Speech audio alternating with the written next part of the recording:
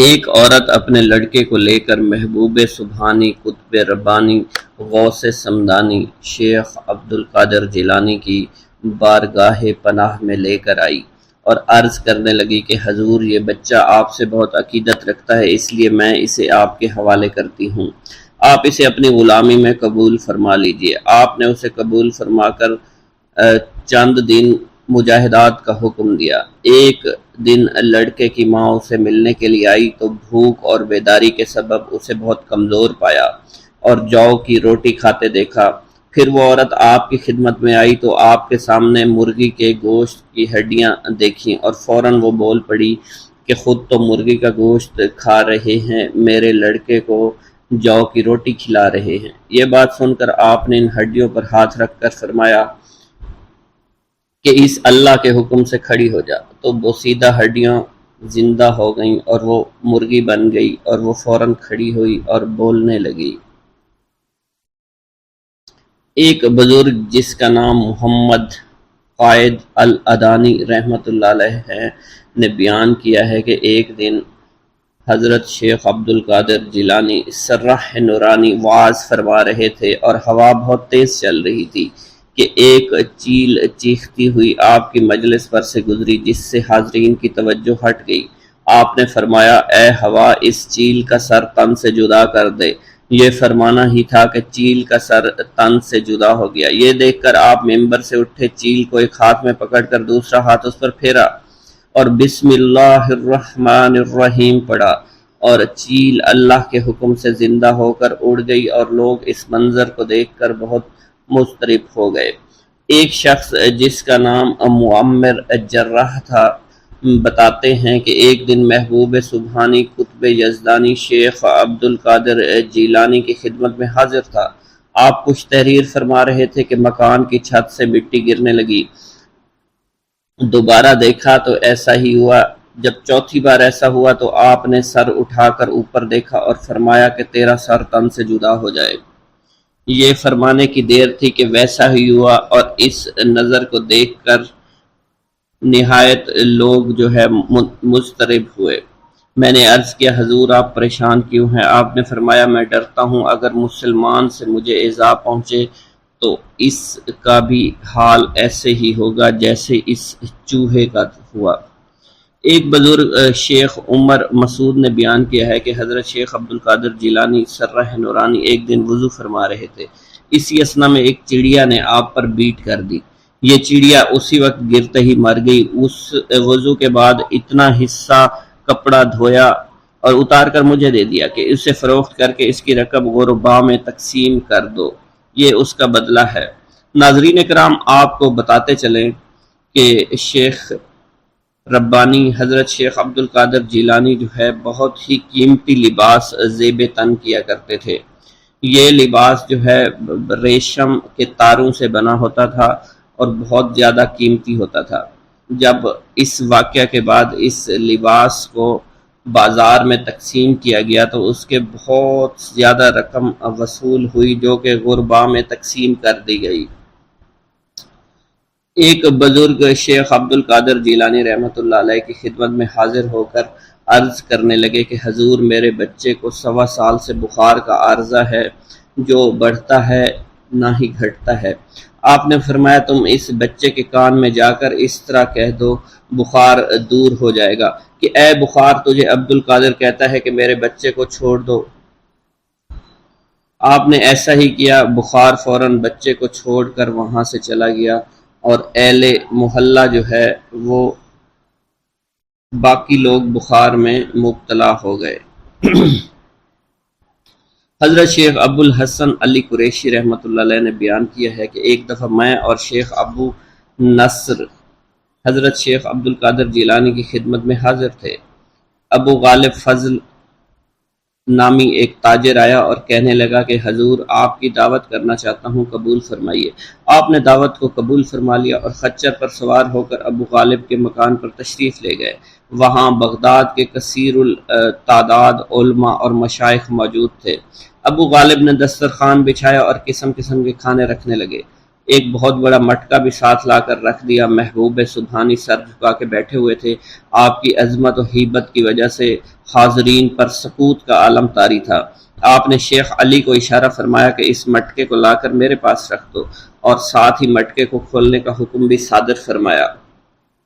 کھولا تو دیکھا کہ اس میں ایک مفلوج الحال نابینا لڑکا تھا۔ آپ نے لڑکے سے فرمایا اللہ کے حکم سے تندرست ہو کر اٹھ کر کھڑا ہو جا۔ اسی وقت لڑکا بالکل تندرست ہو کر دوڑنے لگا۔ یہ دیکھ کر حاضرین عالم اضطراب میں ڈوب گئے اور چاروں طرف شور برپا ہو گیا۔ پھر آپ بغیر کھانا کھائے واپس تشریف لے آئے۔ ایک دن حضور غوث الثقلین شیخ ابو الحسن کی بیمار پرسی کے لیے ان کے گھر تشریف لائے۔ ایک کبوتری اور ایک قمری دیکھی۔ شیخ ابو الحسن نے بارگاہ غوثیت السمدانی میں عرض کیا حضور یہ کبوتری 6 ماہ سے انڈے نہیں دے رہی ہے۔ قمری نے 9 ماہ سے بولنا بند کر دیا ہے۔ آپ نے کبوتری سے مخاطب ہو کر فرمایا اے کبوتری اپنے مالک کو نفع پہنچا، اور قمری سے فرمایا کہ اپنے پیدا کرنے والے کی تسبیح کر۔ آپ کا یہ فرمانا تھا۔ قمری نے بولنا شروع کر دیا، کبوتری نے انڈے دینے شروع کر دیے، اور تمام حیاتی ایسا ہی کرتے رہی اور صحت یاب بھی رہی۔ حضرت شیخ ابو المظفر اسماعیل نے فرمایا شیخ علی ابن ابی نصر جب بھی بیمار ہو جاتے وہ میرے باغ میں آتے۔ ایک دفعہ عالم مرض میں میرے باغ میں آئے۔ محبوب سبحانی حضرت شیخ عبد القادر جیلانی نے آپ کی بیمار پرسی کے لیے بھی وہ باغ میں تشریف لے آئے۔ باغ میں کھجور کے 2 درخت تھے جو خشک ہو چکے تھے، 4 سال سے پھل نہیں دے رہے تھے۔ اس کو کاٹنے کا ارادہ کر ہی رہے تھا، حضور غوث سمدانی اٹھے اور ایک درخت کے نیچے آپ نے وضو فرمایا اور دوسرے کے نیچے 2 رکعت نماز عطا فرمائی۔ ان پر 1 ہفتہ کے اندر پھل آنا شروع ہو گئے، حالانکہ اس وقت کھجور کے پھل کا موسم بھی نہیں تھا۔ حضرت شیخ ابو مالک زیال کا بیان ہے ایک دن میں حضور محبوب سبحانی غوث سمدانی شیخ عبد القادر جیلانی کے مدرسہ میں کھڑا تھا۔ آپ نے اپنے گھر سے عصا لیے باہر تشریف لائے۔ مجھے یوں محسوس ہوا آج آپ اپنے عصا سے کسی کرامت کا ظہور فرمائیں گے۔ آپ نے مسکراتے ہوئے میری طرف دیکھا اور عصا کو زمین میں گاڑ دیا۔ عصا زمین پر گاڑتے ہی روشن ہو چکا اور بدستور 1 گھنٹہ چمکتا رہا۔ اس کی منور شعاؤں سے اطراف و کناف بھی چمک اٹھے، اس کی روشنی آسمان کی طرف بھی چڑھتی تھی۔ پھر جب 1 گھنٹہ کے بعد آپ نے اسے اٹھایا تو عصا جیسا پہلے تھا ویسا ہی ہو گیا۔ اس کے بعد آپ نے فرمایا تمہاری یہی خواہش تھی نا جو تم نے دیکھا۔ ایک دفعہ دریائے دجلہ میں اس قدر پانی آیا کہ بغداد کے ارد گرد بھی پانی چڑھ آیا۔ دیہاتی لوگ گھبرا کر حضور غوث سمدانی شیخ عبد القادر جیلانی کی خدمت میں حاضر ہوا اور عرض کی۔ آپ نے اپنا عصا مبارک لیا اور دجلہ کے کنارے تشریف لے گئے اور عصا دجلہ کے کنارے پر گاڑ کر فرمایا کہ بس اس سے آگے نہ بڑھنا۔ پانی فوراً اتر کر اپنی اصلی حد پر پہنچ گیا۔ بسم اللہ الرحمن الرحیم۔ السلام علیکم۔ حضور سیدنا غوث اعظم فرماتے ہیں میں 10 برس کی عمر میں اپنے شہر کے مکتب میں حصول علم کے لیے جایا کرتا تھا۔ اس وقت میرے ساتھ ملائکہ بھی ہوتے تھے جو میرے آگے پیچھے میری حفاظت کی غرض سے چلتے تھے۔ جب میں مدرسہ پہنچتا تھا تو وہ بار بار منادی کرتے تھے اللہ کے ولی کے لیے جگہ خالی کر دو، چنانچہ وہ میرے لیے جگہ خالی کر دیتے تھے۔ ایک مرتبہ میں نے ایک ایسے شخص کو دیکھا جس نے فرشتوں کی آواز سن کر کہا کہ یہ نہایت معزز گھرانے کا فرد ہے اور ان قریب اس کو وہ عظمت اور بزرگی حاصل ہوگی جس میں کوئی مزاحمت نہ ہوگی، اس کو ایسا قرب نصیب ہوگا کہ اس کو کوئی فریب نہ دے سکے گا۔ پھر 40 برس بعد میں نے اس شخص کو پہچانا، وہ شخص ابدالوں میں سے تھا۔ حضرت شیخ ابو سعود احمد بن ابی بکر سے مروی ہے حضور سیدنا غوث اعظم نے فرمایا میں 25 سال تک تنہا عراق کے بیابانوں میں پھرتا رہا۔ میں لوگوں کو نہ جانتا تھا، لوگ مجھے نہیں جانتے تھے۔ اسی دوران میرے پاس رجال الغیب اور جنات تشریف لائے جنہیں میں طریقت اور رسول اللہ کی تعلیم دیا کرتا تھا۔ ابتدا میں جب میں عراق میں داخل ہوا تو حضرت خضر میرے ہم سفر تھے اور میں انہیں اس وقت سے پہچانتا نہیں تھا۔ ان کے ساتھ میرا معاہدہ ہوا کہ میں ان کے کسی حکم کی خلاف ورزی نہیں کروں گا۔ ایک مرتبہ انہوں نے مجھے ایک جگہ بیٹھنے کا حکم دیا، میں اسی جگہ 3 سال بیٹھا رہا۔ سال میں ایک مرتبہ حضرت خضر میرے پاس تشریف لاتے اور فرماتے یہی تیرا مقام ہے جہاں تجھے پہنچایا گیا ہے۔ اس عرصہ کے دوران تمام نفسانی خواہشات مجھ پر انسانی شکل میں وارد ہوئیں، لیکن اللہ نے مجھے ہر موقع پر استقامت عطا فرمائی اور مجھے ان خرافات سے بچائے رکھا۔ ابتدا میں میرا نفس مجاہدہ کا کوئی طریقہ اختیار کرتا تو میں اس پر قائم ہو جایا کرتا تھا اور کسی چیز کو قبول نہیں کرتا تھا۔ ایک طویل مدت تک اپنا گلا گھونٹتے ہوئے میں نے مدائن کے جنگلوں میں مجاہدات میں مشغول رہا۔ حضور سیدنا غوث اعظم فرماتے ہیں میں نے اپنے نفس کو مختلف مجاہدوں اور ریاستوں اور مشقتوں میں ڈالے رکھا۔ ایک سال تک میں گری ہوئی چیزیں اٹھا کر کھاتا رہا، اسی دوسرے سال میں صرف پانی پر گزارا کرتا رہا، اور تیسرے سال میں نے کچھ نہ کھایا اور نہ پیا نہ ہی سویا۔ ایک مرتبہ شدید سردی کی وجہ سے میں ایوان کسریٰ کے کھنڈرات میں سویا تو رات بھر میں 40 مرتبہ احتلام ہوا۔ میں نے ہر مرتبہ دریائے دجلہ پر جا کر غسل فرمایا، پھر نیند کے خوف سے محل کے اوپر ایک ویران جگہ پر چڑھ گیا اور وہاں 2 سال تک قیام کیا، حتیٰ کہ سردی کے سوا کوئی شے کھانے کو میسر نہیں تھی۔ حضور سیدنا غوث اعظم فرماتے ہیں ہر سال ایک بزرگ آتے اور وہ مجھے اونی جبہ دے کر چلے جاتے۔ اسی طرح میں نے بے شمار طریقوں سے دنیا اور نفس سے چھٹکارا حاصل کرنے کی کوشش کی۔ لوگ مجھے دیوانہ سمجھتے تھے، میں برہنہ جسم جنگلوں میں چلا جاتا، کانٹوں پر لوٹا شور مچایا کرتا، میرے تمام بدن سے خون جاری ہو جایا کرتا۔ لوگ مجھے اٹھا کر شفا خانے لے جایا کرتے جہاں میری حالت مزید بگڑ جایا کرتی۔ ایک وقت ایسا آیا جب مجھ میں اور مردہ میں کوئی فرق نہ تھا۔ لوگ کفن لے آئے اور غسال کو بلوایا کہ وہ مجھے غسل دے۔ ابھی انہوں نے مجھے غسل دینے کے لیے ایک تختہ پر لٹایا، میری حالت درست ہو گئی، میں اٹھ کھڑا ہوا۔ طریقت کی ان پرخطر راہوں میں نہ تو میں کبھی خوف زدہ ہوا، نہ کبھی میرا نفس مجھ پر غالب پا سکا، اور نہ ہی دنیا کی آسائش مجھے حیران کر سکی۔ حضور سید غوث اعظم فرماتے ہیں شیطان نے میرے گرد بے شمار جال بچھائے۔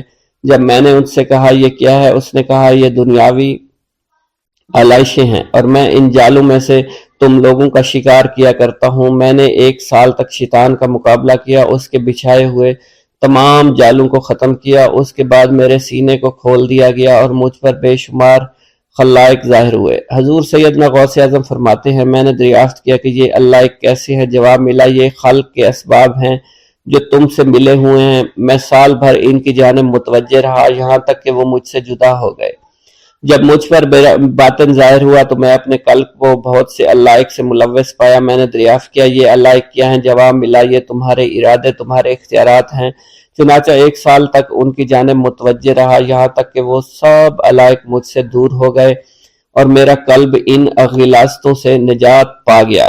حضور سیدنا غوث اعظم فرماتے ہیں پھر میں نے توکل کے دروازے پر آیا، میرا مقصد پورا ہو، لیکن جب میں توکل کے دروازے پر پہنچا بے شمار لوگ وہاں موجود تھے۔ میں ہجوم کو چیرتا بڑھا اور شکر کے دروازے پر پہنچ گیا، یہاں بھی لوگوں کا جمع غفیر موجود تھا، اسے بھی چیرتا آگے بڑھا اور مشاہدہ کے دروازے پر پہنچ گیا، یہاں پر موجود ہجوم کو بھی چیرتا ہوا اندر داخل ہوا، حتیٰ کہ سب سے آخر میں مجھے فقر کے دروازے پر لا دیا گیا۔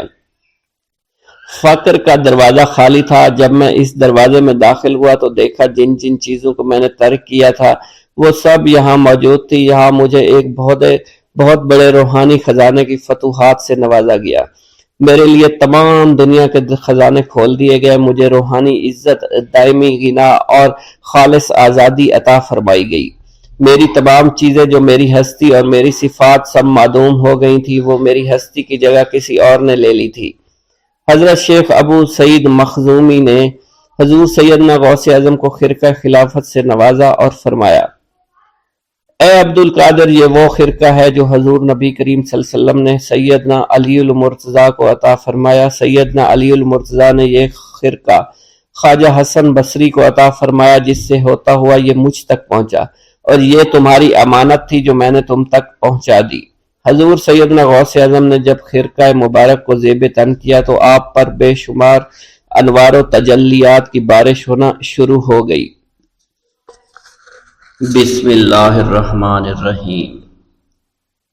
ناظرین گرامی، روایت میں آتا ہے کہ قطب الاقطاب حضرت شیخ عبد القادر جیلانی الحسنی والحسینی الجیلانی، حضرت غوث اعظم شیخ عبد القادر جیلانی رحمۃ اللہ علیہ جب نماز ادا کرتے تو بہت زار و قطار رویا کرتے، یعنی گریہ زاری کیا کرتے تھے۔ روتے روتے آپ کی ہچکی بن جایا کرتی تھی۔ جب آپ رحمت اللہ علیہ مسجد میں اپنے مریدین اور شاگردوں کے ساتھ با جماعت نماز پڑھتے، اللہ پاک کی محبت اور عشق میں اتنے ڈوب کر عبادت کرتے کہ ان کے شاگرد آپ کی رقت آمیزی کو دیکھ کر، یعنی رونے کے انداز کو دیکھتے اور کہتے اگر اصل نماز دیکھنی ہے تو غوث پاک کی نماز کو دیکھا جائے۔ تو ایک بار کا ذکر ہے کہ آپ رحمت اللہ علیہ عراق کی مسجد میں سے با جماعت نماز پڑھ کر باہر نکلے، آپ کے مریدین بھی آپ کے ساتھ تھے۔ آپ نے دیکھا کہ اسی محلے میں کچھ بچے اخروٹ کے ساتھ کھیل رہے ہیں۔ آپ بچوں سے بہت پیار کیا کرتے تھے، گویا کہ خود بچپن میں کبھی بچوں کی طرح کھیل کود نہیں کر سکے، لیکن بچوں کو دیکھ کر آپ مسکراتے تھے۔ آپ آگے بڑھنے لگے اور مریدین کی بڑی جماعت بھی آپ کے ساتھ تھی۔ ابھی آپ زیادہ دور نہیں گئے تھے کہ ان بچوں نے ایک دوسرے کے کان میں کچھ بولنا شروع کر دیا اور اشارے میں باتیں کرنے لگے کہ کیا خیال ہے کہ جو بابا جی سب سے نمایاں ہیں، نورانی چمکتے ہوئے چہرے والے ہیں، سب سے آگے چل رہے ہیں، ان کو بولا جائے جو فرمائش ہمیں کرنی ہے ان سے کر دیں، کیا یہ ہمیں ڈانٹیں گے تو نہیں؟ تو کچھ سمجھدار بچے ہم زبان ہوئے اور کہا نہیں نہیں، یہ جو بابا ہے نا بہت اچھے ہیں، ان سے جو کچھ کہو گے انہوں نے وہ ہماری بات پوری کرنی ہے، ہم ان سے ایک میٹھی اور لذیذ چیز آج منگواتے ہیں۔ تو ان میں سے ایک بچہ جو سب سے بڑا تھا پاس آیا اور کہا بابا میری بات سنیں۔ آپ نے بہت پیار اور شفقت سے اس کے سر پر ہاتھ رکھا اور کہا بیٹا کہو۔ اس نے کہا کہ میرا دل کر رہا ہے کہ میں آپ سے کچھ مانگوں۔ آپ نے فرمایا کہ کہو بیٹا کیا چاہتے ہو؟ وہ کہنے لگا کہ مجھے آپ اس فلاں جلیبی والے سے جلیبی لا کر دے سکتے ہیں، میرا کھانے کا بہت دل کر رہا ہے۔ میں چلا جاتا لیکن بابا میری باری آنے والی ہے، جب تک میں جلیبی لے کر وہاں آؤں گا میری باری چلی جائے گی۔ آپ رحمت اللہ علیہ کے وہاں کے مشہور بزرگ بڑے سردار لوگ ہیں، آپ کے خادمین آپ کے نوکر بننے کے لیے جان کی بازی لگانے کو تیار رہتے ہیں۔ ادھر وہ بچے آپ کے رتبے کو بھی دیکھ رہے تھے اور یہ بھی دیکھ رہے تھے کہ آپ کون سی شخصیت ہے، لیکن پھر بھی اتنے سارے لوگوں کو چھوڑ کر آپ سے وہ بچہ کہتا ہے کہ بابا مجھے جلیبی لا کر دے دیں۔ بابا جی نے کہا کہ ٹھیک ہے میں لا کر دے دیتا ہوں۔ آپ کا ایک مرید آپ کے پاس آیا اور کہا حضرت آپ کیوں اس بات پر توجہ دے رہے ہیں، آپ اس بچے کی فرمائش پر جلیبی لا رہے ہیں؟ حضرت آپ پر میری جان قربان ہو، میں اس بچے کو جلیبی لا کر دے دیتا ہوں۔ آپ رحمت اللہ علیہ نے اسے اپنے ہاتھ کے اشارے سے منع فرمایا اور کہا اس نے مجھ سے کہا ہے نا تو میں ہی اس کی خواہش کو پورا کروں گا۔ پھر آپ رحمت اللہ علیہ اس جلیبی والے کے پاس تشریف لے گئے اور جلیبی والا کچھ دیر پہلے اداس بیٹھا ہوا تھا، آپ رحمت اللہ علیہ اس کی دکان میں تشریف لے گئے تو وہ خوشی خوشی سے جھومنے لگا۔ آپ رحمت اللہ علیہ نے اس جلیبی والے سے جلیبی لی، اس نے خوشی خوشی آپ رحمت اللہ علیہ کے ہاتھوں میں جلیبی تھما دی۔ وہ آدمی لگ بھگ 70 سال کا تھا، اس بڑھاپے میں بھی وہ کام کرنے پر مجبور تھا۔ اس کی آنکھوں میں آپ رحمت اللہ علیہ کو دیکھ کر آنکھوں سے آنسو آ گئے۔ اس نے روتے ہوئے کہا اللہ کا لاکھ لاکھ شکر ہے، اس نے میری دعا سن لی۔ آپ نے میری دکان میں قدم رکھے تو کئی دنوں سے آپ کے انتظار میں یہاں بیٹھا ہوا تھا۔ میں جانتا تھا کہ آپ ضرور میری دکان پر تشریف لائیں گے۔ آپ رحمت اللہ علیہ نے فرمایا تمہیں کیسے پتا تھا کہ میں تمہاری دکان پر آؤں گا؟ وہ کہنے لگا کہ حضرت عرصہ ہوا ہے، کئی مہینوں سے میرا کاروبار نہیں چل رہا تھا، میرا کاروبار دن بدن ٹھپ ہوتا جا رہا تھا، فاقوں تک کی نوبت آ گئی تھی۔ مجھے اپنی فکر نہیں تھی لیکن اپنے چھوٹے چھوٹے بچوں کی تھی۔ اس بڑھاپے میں اللہ تعالیٰ نے اولاد تو دی لیکن ان کو پالنے کا کوئی بندوبست نہیں ہو رہا تھا۔ میں نے اپنی اس پریشانی کا ذکر کسی سے کیا تو اس نے کہا کہ عراق کے ایک شہر میں چلے جاؤ، وہاں پر کوئی ایک فقیر ہے، اس سے دعا کراؤ، وہ جس کے لیے دعا کرتے ہیں اس کا کام بن جاتا ہے۔ میں اتنا پریشان تھا کہ اس آدمی کے کہنے پر اس فقیر سے ملنے چلا گیا۔ اس کی تلاش کر کے میں نے اس سے کہا تم میرے لیے دعا کرو تاکہ میرے کاروبار میں ترقی ہو جائے اور میرے رزق میں برکت ہو جائے اور تنگ دستی دور ہو جائے تاکہ میں بیوی بچوں کا پیٹ پال سکوں۔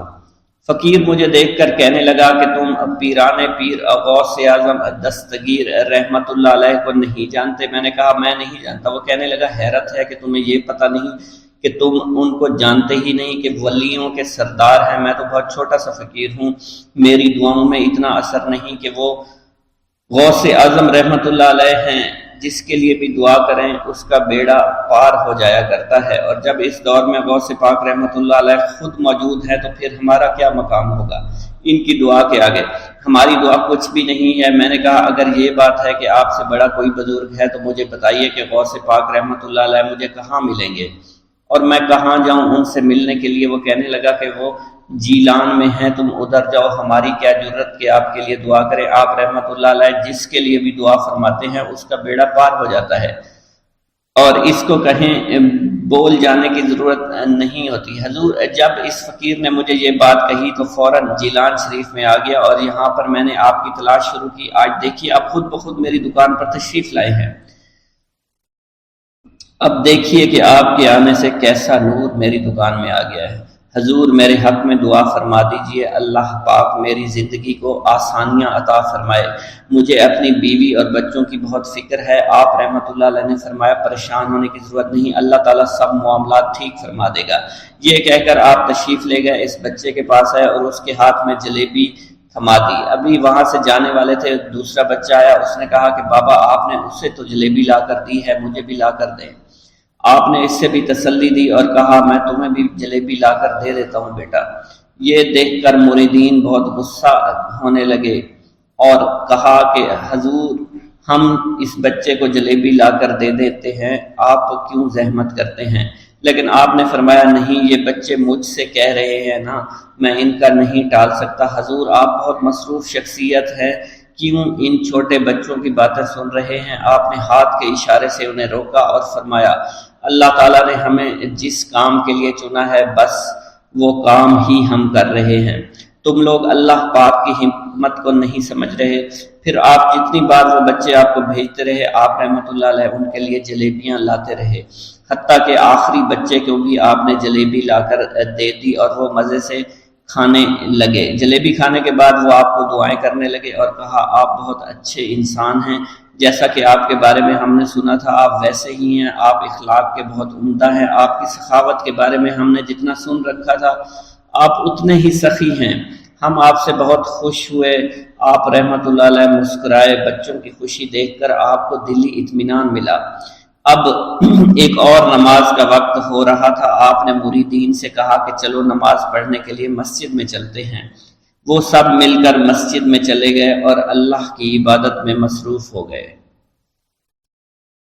میرا یہ قدم تمام اولیاء کرام کی گردن پر ہے۔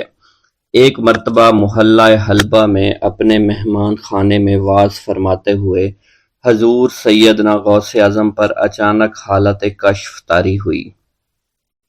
آپ رحمت اللہ علیہ نے فرمایا میرا یہ قدم ہر ولی اللہ کی گردن پر ہے۔ یہ ارشاد سن کر تمام اولیاء اللہ نے اپنی گردنیں جھکا دیں۔ صلحائے امت نے اس کی توضیح فرمائی ہے کہ آپ رحمت اللہ علیہ کے عہد مبارک اور بعد میں قیامت تک آپ کی عطا کے بغیر ولی اللہ ولایت کے درجے پر فائز نہیں ہو سکتا۔ سلطان الہند حضرت خواجہ معین الدین چشتی المعروف خواجہ غریب نواز اس وقت خراسان کے پہاڑوں پر مجاہدات میں مشغول تھے۔ انہوں نے بھی حضور سیدنا غوث اعظم کا ارشاد گرامی سن کر اپنی گردن جھکا دی اور یوں عرض گزار ہوئے آپ کے قدمین شریفین میرے سر اور میرے آنکھوں پر ہیں۔ حضور سیدنا غوث اعظم فرماتے ہیں کہ میں 10 برس کی عمر میں اپنے شہر کے مکتب میں حصول علم کے لیے جایا کرتا تھا۔ اس وقت میرے ساتھ ملائکہ بھی ہوتے تھے جو میرے آگے پیچھے میری حفاظت کے لیے چلتے تھے۔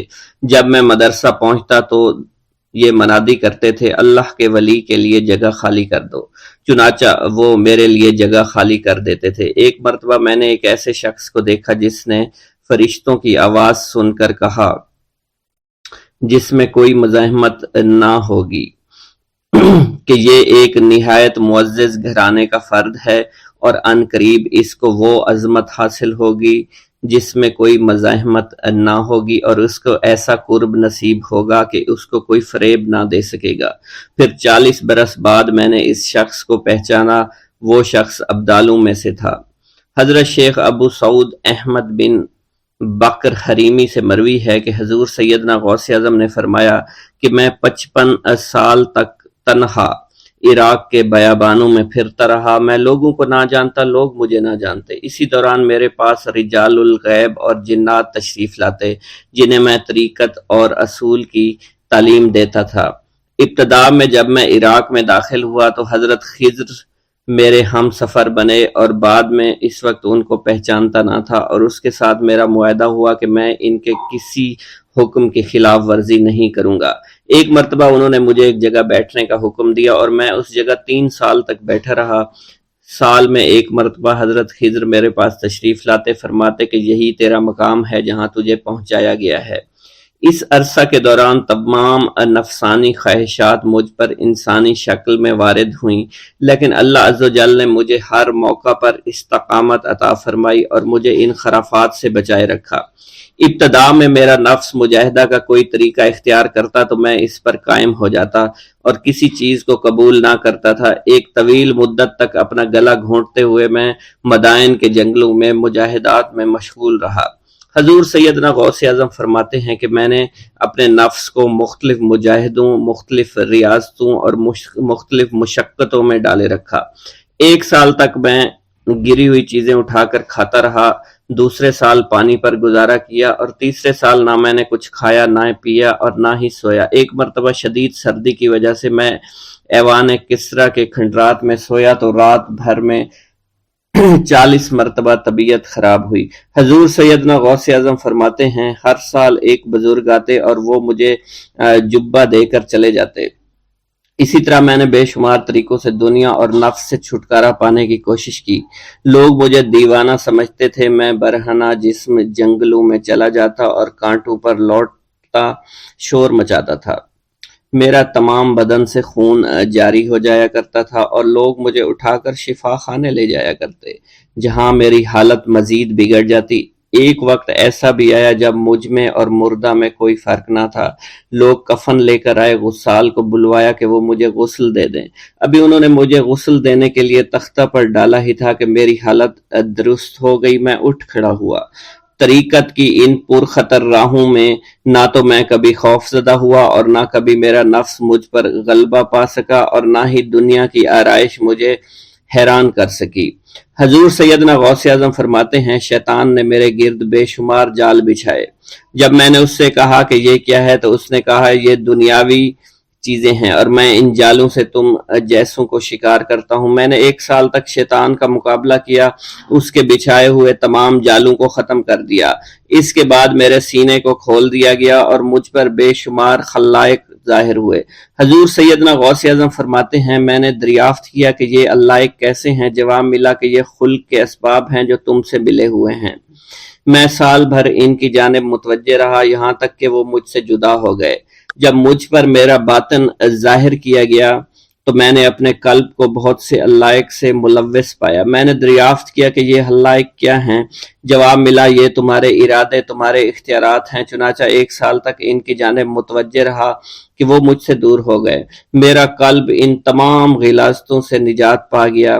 پھر مجھ پر میرے نفس کو ظاہر کیا گیا، میں نے اس کا مشاہدہ کیا، مجھے معلوم ہوا اس کے ساتھ کچھ امراض اور بھی ہیں اور نفس کی خواہشات زندہ ہیں، نفس کا شیطان سرکش ہے۔ چنانچہ میں نے سال بھر پھر توجہ دلائی اور میرے نفس کے تمام امراض سرے سے ہی ختم ہو گئے اور اس کے شیطان نے کلمہ پڑھ لیا اور پھر میرے تمام امور اللہ کے لیے ہو گئے اور میں اپنی ہستی سے باہر نکل آیا۔ حضور سیدنا غوث اعظم فرماتے ہیں پھر میں توکل کے دروازے پر آیا تاکہ میرا مقصد پورا ہو، لیکن جب میں نے توکل کے دروازے پر پہنچا تو بے شمار لوگ موجود تھے۔ میں اس ہجوم کو چیرتا ہوا آگے بڑھا اور شکر کے دروازے پر پہنچ گیا، یہاں پر بھی لوگوں کا جمع غفیر موجود تھا، اسے بھی چیرتا ہوا آگے بڑھا اور مشاہدہ کے دروازے پر پہنچ گیا اور یہاں پر موجود ہجوم کو چیرتا ہوا اندر داخل ہوا، حتیٰ کہ سب سے آخر میں مجھے فقر کے دروازے پر لایا گیا۔ فقر کا دروازہ خالی تھا، جب اس دروازہ میں داخل ہوا تو دیکھا جن جن چیزوں کو میں نے ترک کیا تھا وہ سب یہاں موجود تھیں۔ یہاں مجھے ایک بہت بڑے روحانی خزانے کی فتوحات سے نوازا گیا اور میرے لیے تمام دنیا کے خزانے کھول دیے گئے۔ مجھے روحانی عزت، دائمی فنا اور خالص آزادی عطا فرمائی گئی۔ میری تمام چیزیں جو میری ہستی اور میری صفات سب معدوم ہو گئیں اور میری ہستی کی جگہ کسی اور نے لے لی۔ حضرت شیخ ابو سعید مخزومی نے حضور سیدنا غوث اعظم کو خرقہ خلافت سے نوازا اور فرمایا، اے عبد القادر، یہ وہ خرقہ ہے جو حضور نبی کریم صلی اللہ علیہ وسلم نے حضرت سیدنا علی المرتضیٰ کو عطا فرمایا، اور حضرت سیدنا علی المرتضیٰ نے یہ خرقہ حضرت خواجہ حسن بصری کو عطا فرمایا تھا، جس سے ہوتا ہوا یہ خرقہ مجھ تک پہنچا، اور یہ تمہاری امانت تھی جو میں نے تم تک آج پہنچا دی ہے۔ حضور سیدنا غوث اعظم نے جب خرقہ مبارک کو زیب تن کیا تو آپ پر بے شمار انوار و تجلیات کی بارش ہونا شروع ہو گئی۔ حضور سیدنا غوث اعظم نے حضرت شیخ ابو سعید مخزومی کے مدرسہ میں تدریسی فرائض سر انجام دینا شروع کر دیے۔ آپ کے لیے فی الحال تدریسی مصروفیات کے علاوہ کوئی کام نہ تھا۔ آپ کی شبانہ روز کی محنت سے آپ کے نام کا شعرہ کچھ ہی دنوں میں سارے بغداد میں پھیل گیا۔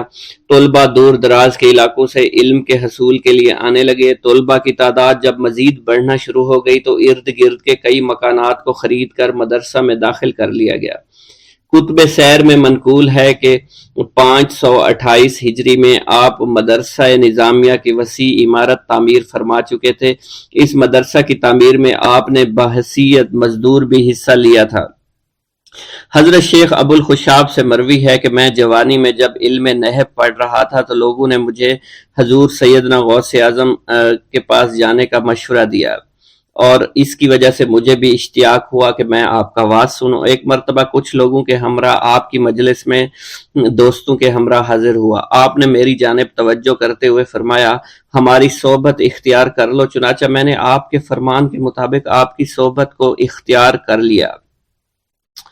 آپ نے مجھے علم نحو کے علاوہ علوم عقلیہ اور تقلد حاصل کیے جس سے مجھے کوئی واقفیت پہلے نہیں تھی۔ 1 سال کے عرصہ میں آپ کی نظر کرم سے میں نے وہ علوم حاصل کر لیے جو گزشتہ اتنی عمر گزارنے کے باوجود بھی مجھے حاصل نہیں ہوئے تھے۔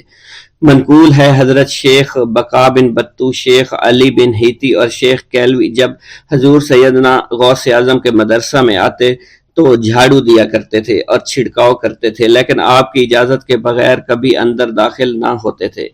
اجازت ملنے کے بعد آپ حضرات اندر داخل ہوتے اور اجازت ملنے پر ہی بیٹھتے تھے۔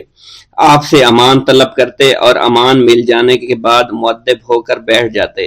جس وقت آپ کہیں جانے کا ارادہ کرتے تو یہ حضرات سواری کے ہمراہ چلتے۔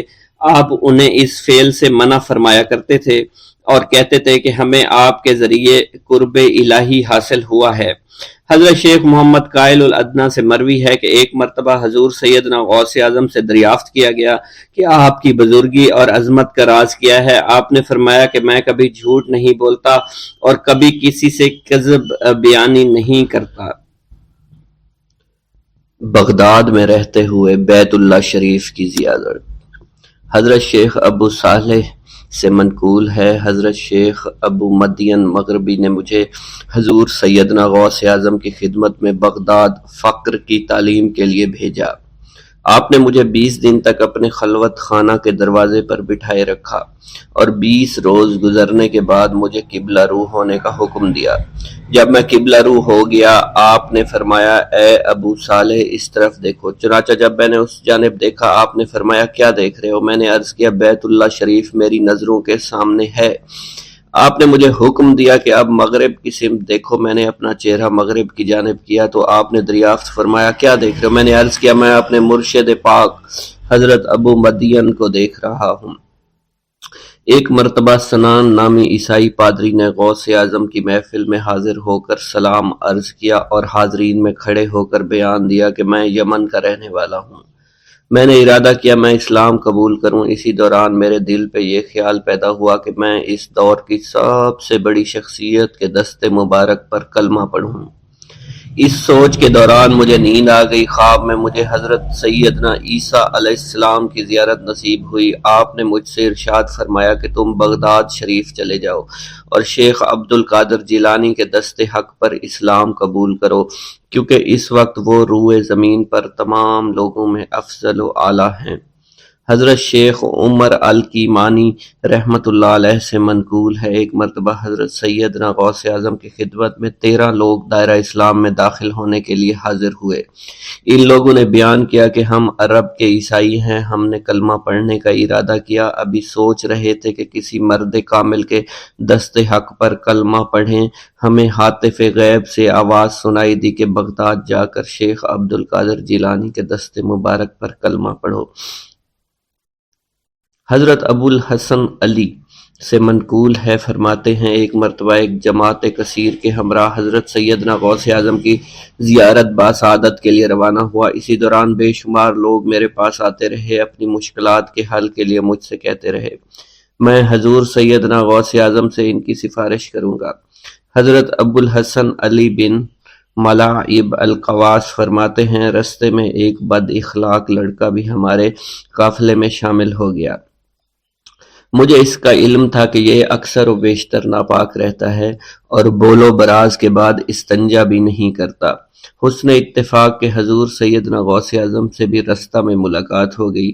حضرت ابو الحسن علی فرماتے ہیں میں نے حضور سیدنا غوث اعظم کی خدمت میں لوگوں کے پیغامات پہنچائے اور پھر مجھ سمیت میرے ساتھ تمام موجودہ لوگوں نے آپ کے ہاتھ مبارک کو ازراہ عقیدت چومنا شروع کر دیا۔ وہ فرماتے ہیں جب اس بد اخلاق لڑکے نے حضور سیدنا غوث اعظم رحمۃ اللہ علیہ کا ہاتھ مبارک چوما تو بے ہوش ہو کر زمین پر گر پڑا۔ جب اس کو ہوش آیا تو اس کے چہرہ پر داڑھی نمودار ہو چکی تھی اور اس نے آپ کے دست حق پر توبہ کی، پھر اس کا شمار نیکوں میں ہوا۔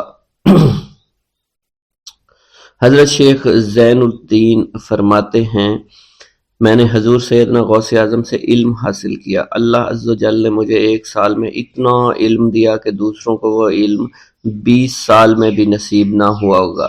میں نے آپ سے مصر جانے کی اجازت طلب کی تو آپ نے فرمایا دمشق پہنچ کر غازیوں کو مصر میں داخل ہونے کے لیے تیار پائے گا تاکہ اس پر قابض ہو جائیں، مگر ان سے کہنا وہ ہرگز کامیاب نہیں ہوں گے، ہاں دوسری مرتبہ وہ ضرور کامیاب ہوں گے۔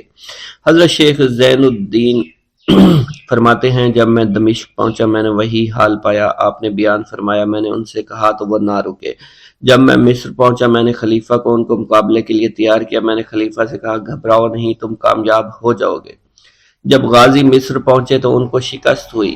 شیخ زین الدین فرماتے ہیں خلیفہ نے مجھے اپنا ندیم خاص مقرر کر دیا اور اپنے ہر راز سے مجھے واقفیت دے دی۔ پھر دوسری مرتبہ غازی آئے، انہوں نے مصر پر قبضہ کر لیا۔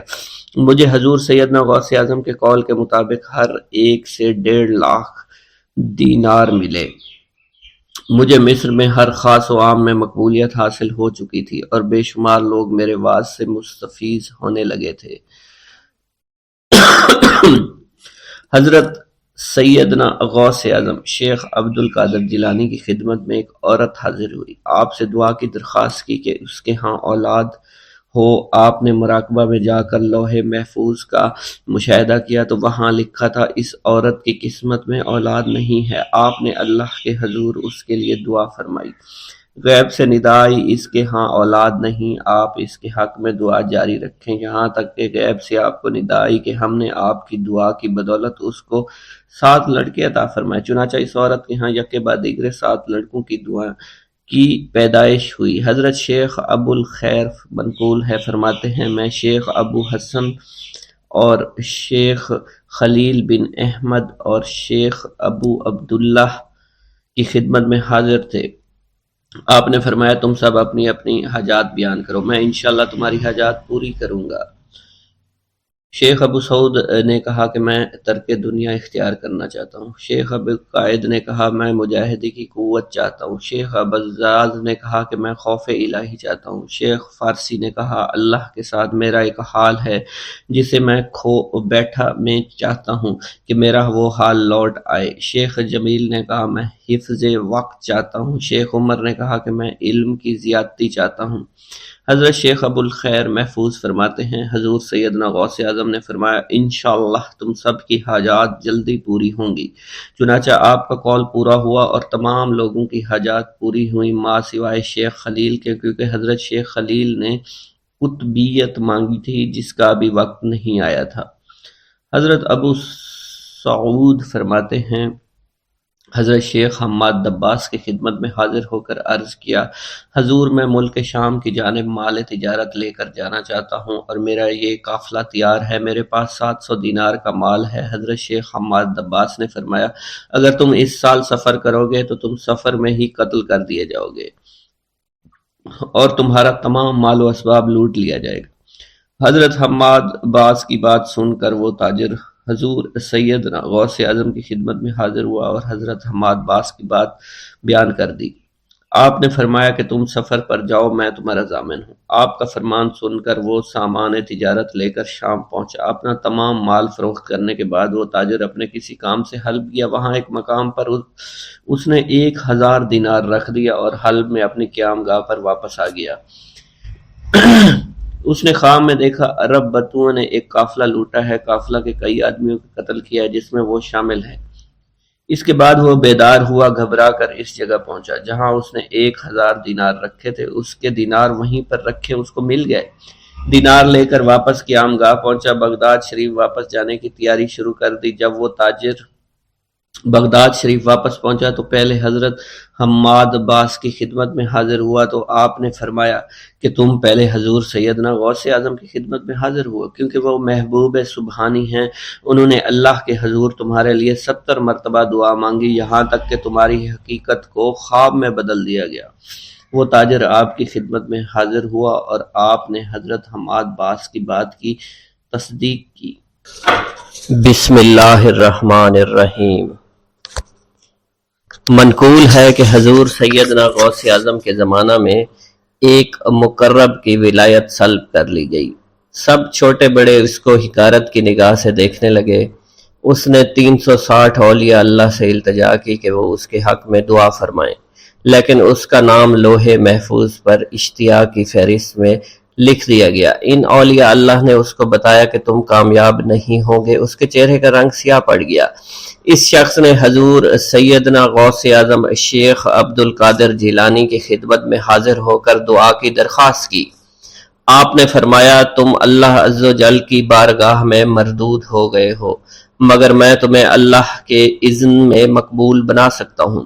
پھر حضور سیدنا غوث اعظم نے اس کے لیے بارگاہ الہی میں دعا فرمائی تو غیب سے ندا آئی، کیا تمہیں معلوم ہے کہ تم سے پہلے بھی 360 اولیاء اللہ اس کے لیے سفارش کر چکے ہیں، لیکن اس کا نام لوح محفوظ پر اشتیاق کی فہرست میں لکھا جا چکا ہے۔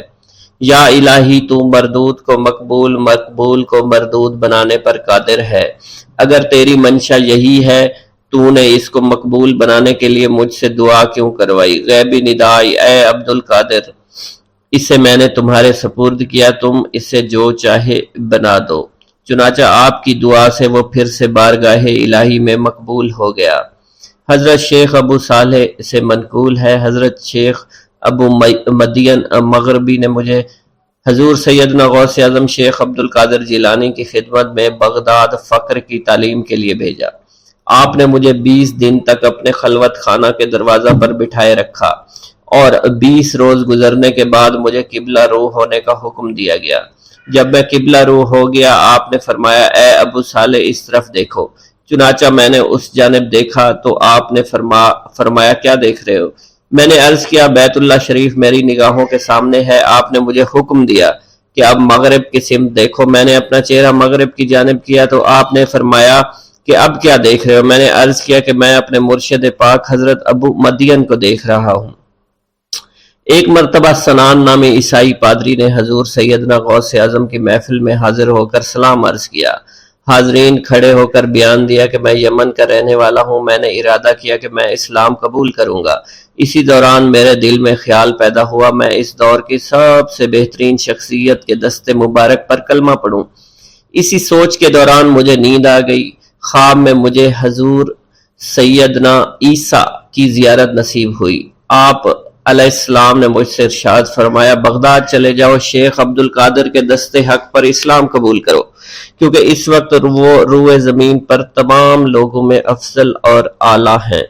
حضرت شیخ عمر الحکیمانی سے منقول ہے، ایک مرتبہ حضور سیدنا غوث اعظم کی خدمت میں 13 لوگ دائرہ اسلام میں داخل ہونے کے لیے حاضر ہوئے۔ ان لوگوں نے بیان کیا کہ ہم عرب کے عیسائی ہیں اور ہم نے کلمہ پڑھنے کا ارادہ کر لیا ہے۔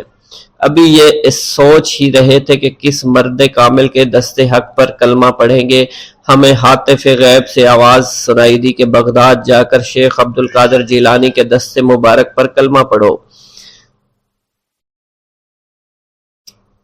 حضرت شیخ زین الدین ابو الحسن علی بن ابی طاہر سے مروی ہے، فرماتے ہیں میں نے حضور سیدنا غوث اعظم سے علم حاصل کیا۔